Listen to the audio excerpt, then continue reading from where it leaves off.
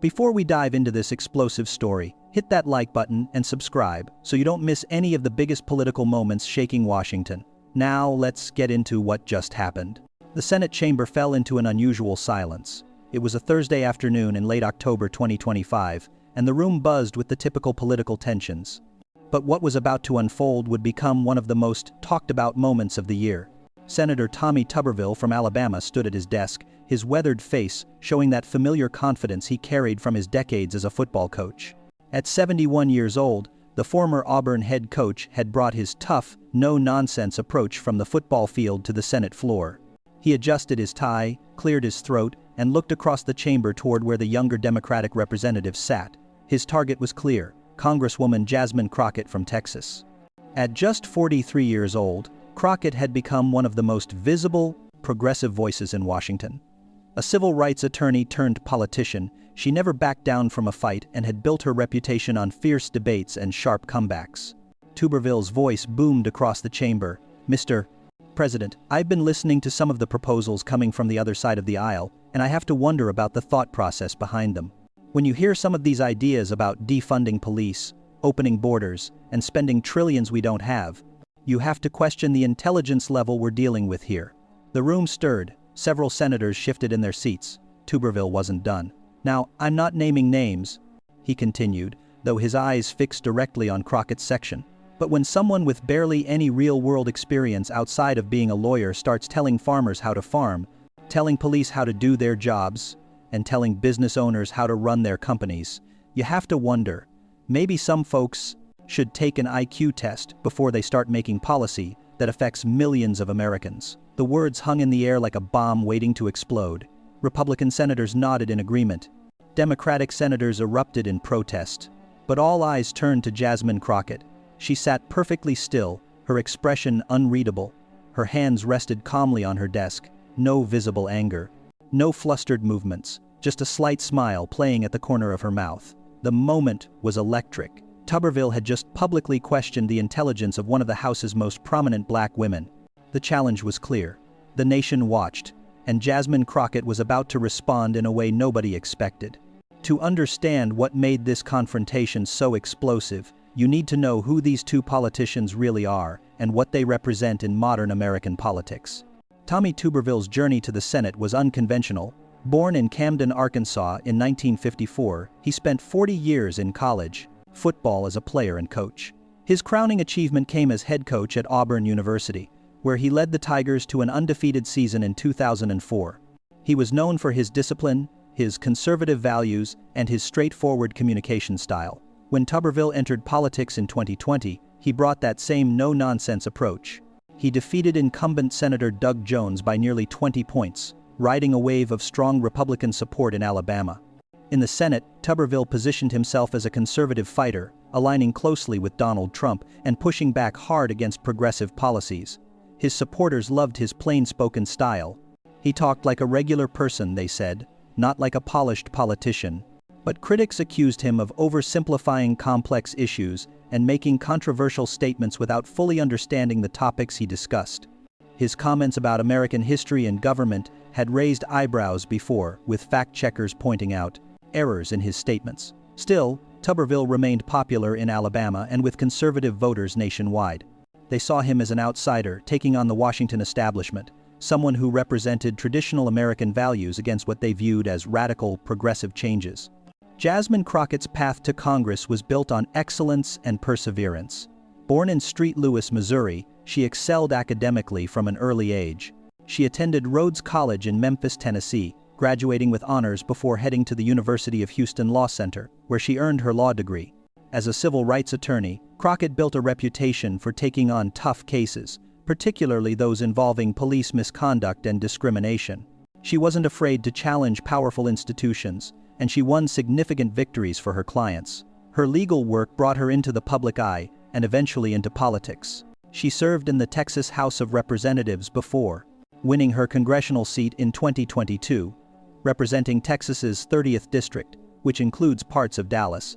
In Congress, Crockett quickly became known for her sharp questioning during committee hearings, her passionate floor speeches, and her ability to break down complex legal and policy issues in ways everyday people could understand. But Crockett also faced constant attacks from conservative media and politicians. They criticized her progressive stances on criminal justice reform, her support for social programs, and her outspoken advocacy for racial justice. Some questioned whether someone so young and new to national politics should have such a prominent voice. What made her particularly effective was her background as an attorney. Crockett approached political debates like courtroom arguments, always armed with facts, precedents, and carefully constructed reasoning. She rarely got flustered and knew how to turn an opponent's words against them.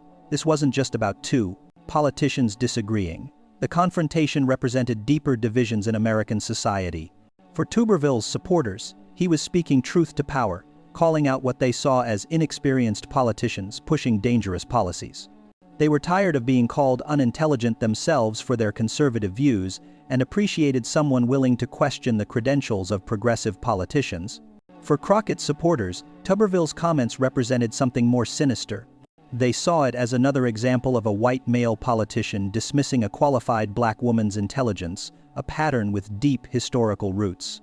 The fact that Crockett had more formal education than Tuberville, more legal expertise, and a track record of academic excellence made his comments particularly offensive. The stakes were enormous. If Crockett let the comment pass, it would embolden more attacks on her and other progressive politicians of color. If she responded too aggressively, she'd be labeled as angry or unprofessional. She needed to thread a perfect needle, defending herself while exposing Tuberville's tactics. What nobody knew was that Crockett had been preparing for this exact moment for weeks. She had anticipated that someone would eventually question her intelligence directly, and she had a plan that would change everything. After Tuberville's initial comments, the Senate chamber erupted into chaos. Democratic senators demanded he be recognized out of order. Republican senators defended his right to speak his mind. The presiding officer banged the gavel repeatedly, trying to restore order. Jasmine Crockett remained seated, perfectly calm. Her chief of staff leaned over and whispered urgently, but Crockett simply smiled and shook her head. She knew exactly what she was doing. This was unfolding exactly as she'd planned. Senator Chuck Schumer, the Democratic Majority Leader, stood to defend Crockett. "Mr. President, I find the gentleman from Alabama's Regency comments to be completely out of line. Congresswoman Crockett is a distinguished attorney, a graduate of one of this nation's finest law schools, and has served her constituents with honor. To question her intelligence is not only offensive but absurd." Tuberville shot back immediately. "Mr. President, I didn't mention anyone by name. But since the majority leader brought up the Congresswoman, let's talk facts. Having a law degree doesn't mean you understand how the real world works. I've run organizations with hundreds of employees. I've managed multi-million-dollar budgets. I've led young men and built champions. What real-world leadership experience does she have?" The Republican side erupted in applause. Conservative senators nodded vigorously. Senator Ted Cruz from Texas stood and added, "The senator from Alabama raises a valid point. We've seen too many politicians with impressive resumes on paper who can't solve real problems. Maybe it's time we focus less on credentials and more on results." The attacks kept coming. Senator Josh Hawley chimed in about elite education not equaling common sense. Senator Marsha Blackburn questioned whether Ivy League law schools were teaching students to solve problems or just to push progressive agendas. Through it all, Crockett sat quietly. Her Democratic colleagues grew increasingly frustrated with her silence. Why wasn't she fighting back? Why wasn't she defending herself? Some worried she was intimidated. Others wondered if she'd been caught off guard. Social media exploded. Conservative accounts shared clips of Tuberville's comments with headlines like, "Coach Tuberville destroys progressive elitism," and "Finally someone says what we're all thinking." Progressive accounts fired back with Tuberville's racist attack on Crockett and white male privilege on full display. Cable news picked up the story immediately. Fox News praised Tuberville for calling out inexperience. MSNBC condemned him for racist and sexist dog whistles. CNN debated whether intelligence testing for politicians was a good idea. The controversy grew by the minute. Former Trump officials tweeted support for Tuberville. Progressive leaders demanded an apology. The hashtag #Tuberville vs Crockett trended nationwide. Finally, after nearly 30 minutes of debate, the presiding officer recognized Congresswoman Crockett for a response. She stood slowly, gathering a folder from her desk. She walked calmly to the microphone at the House chamber's dispatch box. Every camera in the building focused on her. The chamber fell silent. Crockett took a breath and smiled, not an angry smile. Not a defensive smile, a confident, almost amused smile that suggested she knew something nobody else did. "Thank you, Mr. Speaker," she began, her voice steady and clear. "I want to thank Senator Tuberville for his comments today. I really do. Because he's given me an opportunity I've been waiting for." The room stirred with confusion. Thank him? What was she doing? Crockett continued. The senator suggested that maybe some folks should take an IQ test before making policy. I think that's a fascinating idea. So fascinating, in fact, that I took him up on it. She opened the folder and pulled out several official-looking documents.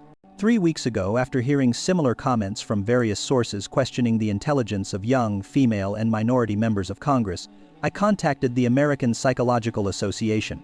I arranged to take a professionally administered, standardized IQ test, the Wechsler Adult Intelligence Scale, which is considered the gold standard for measuring cognitive ability. The chamber went completely silent. Every senator leaned forward. Cameras zoomed in on the documents in her hands. "I want to be clear," Crockett said. "I didn't have to do this. I don't believe intelligence tests should be required for public service. But since my intelligence has been questioned repeatedly, I decided to put the question matter to rest with objective data." She held up the first document so the cameras could see the official letterhead. "My test results are certified here by Dr.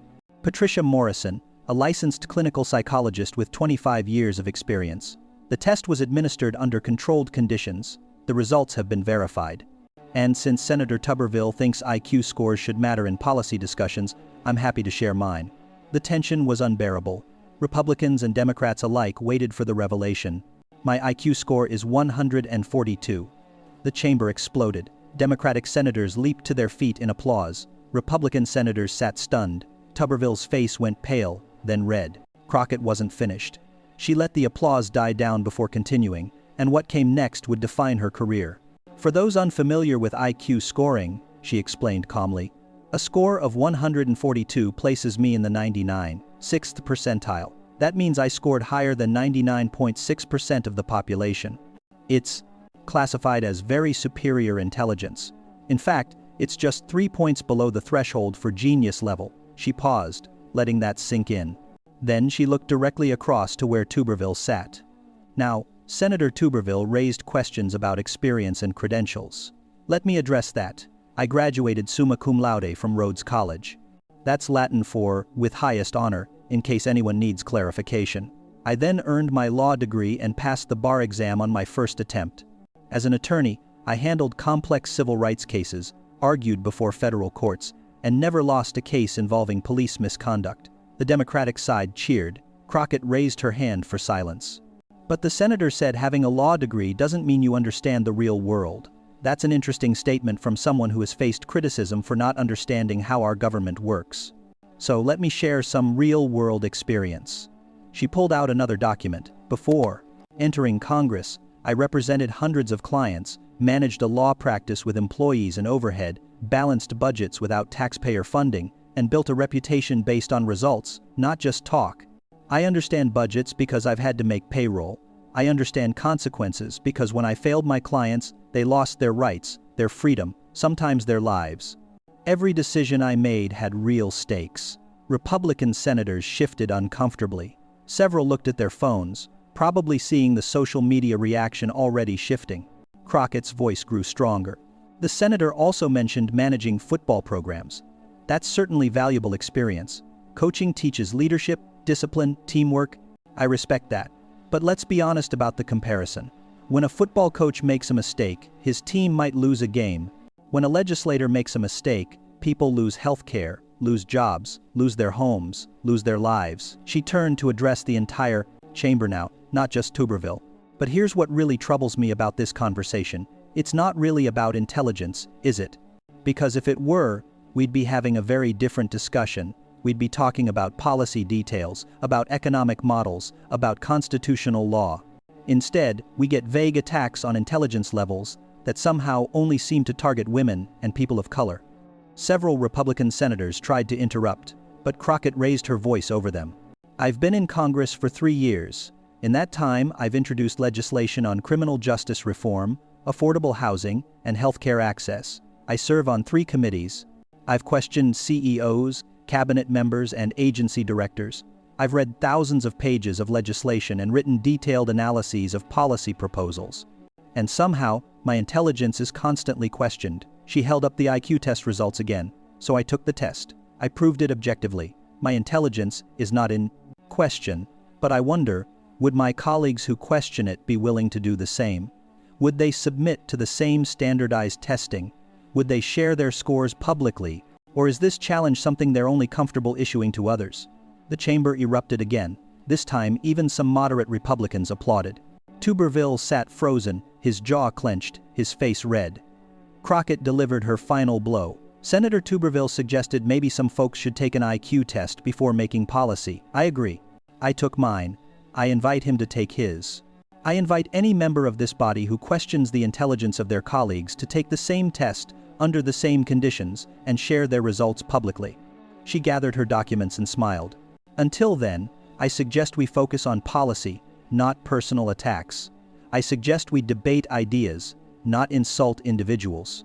And I suggest that those who question the intelligence of others first demonstrate their own. She turned and walked back to her seat. The Democratic side gave her a standing ovation. Even some Republicans grudgingly applauded. Cable news channels' split screens showed Tuberville's reaction, his expression a mix of anger and embarrassment. The presiding officer tried to restore order, but the chamber remained electric with energy. Reporters rushed from the press gallery to file stories. Social media exploded with reactions. And America watched as a young Congresswoman had just turned a personal attack into a defining political moment. Within minutes of Crockett's response, the internet caught fire. Twitter, now X, exploded with number Crockett IQ 142 and number Tuberville take the test trending simultaneously. The video clip of her reveal went viral across every platform. Conservative commentators struggled to respond. Some tried to downplay IQ tests as meaningless. Others pivoted to attacking Crockett for making the confrontation personal. But their arguments fell flat because Tuberville had initiated the plateau to the HK's intelligence discussion. Ben Shapiro tweeted, "IQ scores don't determine policy wisdom." That said, Crockett played this brilliantly. Tuberville walked into a trap. Even some right-wing commentators who typically opposed Crockett admitted she'd won the exchange. She outmaneuvered him completely. One Fox News contributor acknowledged on air, "This is why you don't make it personal unless you're prepared for the comeback." Progressive media celebrated the moment as a turning point. MSNBC's Joy Reid dedicated a full segment to analyzing Crockett's strategic response. She didn't just defend herself, Reid explained. She exposed the entire pattern of questioning black women's competence while offering an impossible challenge to her critics. It was masterful. The Young Turks' Cenk Uygur was even more direct. Tuberville got destroyed, absolutely destroyed. This is what happens when you underestimate your opponent. Crockett is a civil rights attorney. She knows how to build a case and deliver it. Mainstream media coverage was overwhelmingly sympathetic to Crockett. The New York Times ran a front-page story, "In Senate Confrontation. Crockett turns tables with IQ reveal." The Washington Post's analysis piece was titled, "How Jasmine Crockett Used One Test to Challenge Years of Stereotypes." Senator Tuberville attempted damage control that evening on Fox News with Sean Hannity. It did not go well. "Sean, this whole thing is being blown out of proportion," Tuberville said, clearly uncomfortable. "I never said Jasmine Crockett specifically wasn't intelligent. I was making a broader point about experience versus education." Hannity, usually sympathetic to Republicans, pressed him. "Senator, you did suggest people should take IQ tests. She took one and scored in the 99th percentile. What's your response to that?" Tuberville stammered. "Well, like I said, IQ tests don't measure everything. They don't measure common sense or real-world experience, but you're the one who suggested people should take them," Hannity pointed out. "Will you take an IQ test?" "I don't need to prove anything to anyone," Tuberville replied, his frustration showing. "I've been successful my whole life. I've built winning programs. The voters of Alabama sent me here to represent them, not to take tests." The interview spiraled from there. Every answer Tuberville gave seemed to reinforce Crockett's point about double standards. He wouldn't take the test he'd suggested others take. He dismissed the test's validity after she'd scored highly. He claimed experience mattered more than intelligence, while simultaneously having questioned her intelligence. Conservative social media turned on him. Tuberville took an L on this one. One popular right-wing account posted, "Should have left intelligence out of it and stuck to policy disagreements." Republican strategists privately criticized Tuberville's handling of the situation. One told Politico anonymously, "This is politics 101. Don't make personal attacks you can't back up. Don't challenge someone to do something you won't do yourself.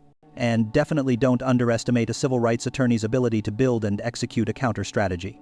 The confrontation sparked a national conversation about intelligence, credentials, and bias in politics. Several psychologists and education experts weighed in on the significance of Crockett's IQ score. Dr. Linda Gottfredson, a professor of educational psychology, noted that a score of 142 is exceptionally rare. Only about 0.4% of the population scores at that level, she explained in an interview. It's well above the average for lawyers, doctors, or scientists. This is not just smart, this is extraordinarily gifted. But other experts cautioned against putting too much weight on IQ tests. Intelligence is multifaceted, argued Dr. Howard Gardner, known for his theory of multiple intelligences. An IQ test measures certain cognitive abilities very well, but intelligence embedded doesn't capture emotional intelligence, practical wisdom, or creative thinking. Crockett was smart to use this strategically, but we shouldn't make IQ the standard for political office. Several other members of Congress, particularly women and people of color, spoke out about their own experiences with intelligence being questioned. Representative Alexandria Ocasio-Cortez tweeted, "Every woman in Congress knows exactly what Jasmine Crockett is dealing with. The constant questioning of our competence, the demands to overprove ourselves, the assumption we couldn't possibly understand complex issues. She handled it perfectly." Senator Cory Booker called Crockett's response a masterclass in how to respond to coded attacks. She didn't get angry, she didn't back down. She systematically dismantled the argument with facts and then turned it back on her critic. The incident also reignited debates about educational requirements for political office. Some argued that candidates should demonstrate basic knowledge of government and policy. Others countered that the founders intentionally set minimal requirements to ensure everyday citizens could serve. For Jasmine Crockett, the confrontation became a defining moment. Her national profile skyrocketed overnight. Fundraising for her re-election campaign surged. Speaking invitations poured in from across the country. More importantly, she'd established herself as someone who couldn't be intimidated. Future critics would think twice before questioning her intelligence. She demonstrated strategic thinking by preparing for the attack before it came and executing her response flawlessly. Progressive groups rallied behind her. Organizations focused on getting more women and minorities into politics used her example to recruit candidates. "If they question your intelligence, prove them wrong like Jasmine Crockett did," became a rallying cry. For Tommy Tuberville, the incident marked a low point. Alabama newspapers criticized his handling of the situation. Even some conservative voters in his state questioned why he'd picked that particular fight. His approval ratings dipped, though he remained generally popular with his base. More significantly, Tuberville became a cautionary tale among Republican strategists.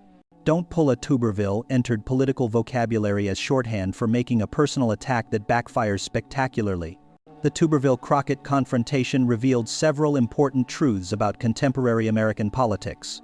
First, personal attacks remain common but increasingly risky. In the age of social media, a well-executed counterattack can spread instantly and define narratives. Politicians can no longer make casual insults without expecting serious blowback. Second, underestimating opponents based on age, gender, or race continues to be a costly mistake. Crockett was underestimated precisely because she was a young black woman. That underestimation led Tuberville to make claims he couldn't support. Third, preparation matters enormously. Crockett anticipated the attack, prepared her response, and executed perfectly. Her success wasn't luck. It was strategic planning. Fourth, the public increasingly values substance over style. While both parties have their performative politicians, voters on both sides expressed appreciation for Crockett's fact-based response. She didn't just insult Tuberville back. She systematically addressed his claims with evidence. Finally, the incident showed how coded language about intelligence and experience often masks deeper biases. Crockett forced that subtext into plain view by accepting the intelligence challenge and then questioning why only certain politicians face such challenges. Beyond the immediate political drama, this confrontation offers lessons for how Americans engage in political discourse. First, be careful about the standards you set for others. If you demand that opponents meet certain qualifications, be prepared to meet them yourself. Tuberville suggested IQ tests should matter, then refused to take one himself. Second, recognize that credentials and intelligence do matter, but they're not everything. Crockett was right to defend her qualifications, but she was also right that policy outcomes matter most. The goal should be competent governance, not just credentialed leaders. Third, challenge biases when you see them. Crockett didn't let the intelligence question slide. She confronted it directly and forced a conversation about why certain politicians face those questions while others don't. Fourth, strategy matters as much as being right. Crockett wasn't just correct about her qualifications. She planned how to prove it, when to reveal it, and how to turn the attack back on her critic. Finally, both sides can learn from this. Conservatives can recognize that questioning the intelligence of credentialed opponents often backfires and reveals underlying biases. Progressives can learn that sometimes the best response to an attack is concrete evidence, rather than just moral indignation. Weeks after the confrontation, both politicians continue their work in Washington, but the dynamic has shifted. Jasmine Crockett uses her elevated profile to push her policy agenda more effectively. She's introduced new legislation on criminal justice reform and has become a more prominent voice in Democratic strategy sessions. Other members of Congress, particularly younger representatives and those from diverse backgrounds, look to her as an example of how to handle bad faith attacks. Tommy Tuberville has largely avoided the topic since his failed Fox News appearance. He continues to vote reliably conservative and maintains his base of support in Alabama, but he's been more careful about personal attacks. Other Republican senators reportedly advised him to stick to policy disagreements rather than questioning opponents' intelligence or qualifications. The broader conversation about intelligence in politics continues. Some politicians have jokingly offered to share their test scores. Others have pushed back against the entire premise, arguing that voters, not tests, should determine who serves. But one thing is certain: the next time a politician questions a colleague's intelligence, they'll remember what happened when Tommy Tuberville questioned Jasmine Crockett's. They'll remember her IQ score of 142. They'll remember her challenge for critics to take the same test. And they'll remember how thoroughly she dismantled an attack meant to diminish her. In the end, this confrontation wasn't really about IQ tests or credentials. It was about respect, bias, and the standards we apply to different people. Tommy Tuberville represented a common tendency in politics to question the competence of opponents based on superficial characteristics rather than actual performance. He assumed he could make that challenge without consequences. Jasmine Crockett demonstrated that preparation, strategy, and substance can overcome even the most personal attacks. She turned a moment of disrespect into an opportunity to showcase her capabilities and expose double standards. The American people watched and drew their own conclusions. Some saw Crockett as brilliant and strategic. Others felt she'd made the confrontation too personal. But almost everyone agreed on one thing: she'd won the exchange decisively. As partisan as American politics has become, moments like this remind us that substance still matters. Facts still matter. Preparation still matters. And underestimating your opponent based on bias rather than evidence will almost always end badly. Whether you agree with Jasmine Crockett's politics or not, her handling of this confrontation offers a masterclass in political strategy. She was attacked personally. She responded with facts. She turned defense into offense, and she made her critics think twice about trying the same attack again. That's not just smart politics. With an IQ of 142, it's exactly what you'd expect from someone in the 96th percentile of intelligence. Tommy Tuberville questioned whether she had the mental capacity for her job. She proved not only that she did, but that she had more than enough to outmaneuver him completely. The Senate chamber returned to its normal business. Committee hearings continued. Legislation moved forward. But everyone in Washington remembered the day a senator questioned a congresswoman's intelligence and lived to regret it. For Jasmine Crockett, it was vindication. For Tommy Tuberville, it was a lesson. For American politics, it was a reminder that words have consequences, intelligence takes many forms, and the best response to an unfair attack is overwhelming evidence. The story of this confrontation continues to resonate in American political discourse. It serves as both a warning about underestimating opponents and a blueprint for how to respond when your competence is questioned. In a political environment often dominated by bluster and spin, Jasmine Crockett chose substance, and substance won. If you found this story gripping, make sure to hit that subscribe button and turn on notifications. We bring you the most explosive political moments that everyone's talking about. Don't miss the next showdown. See you in the next video.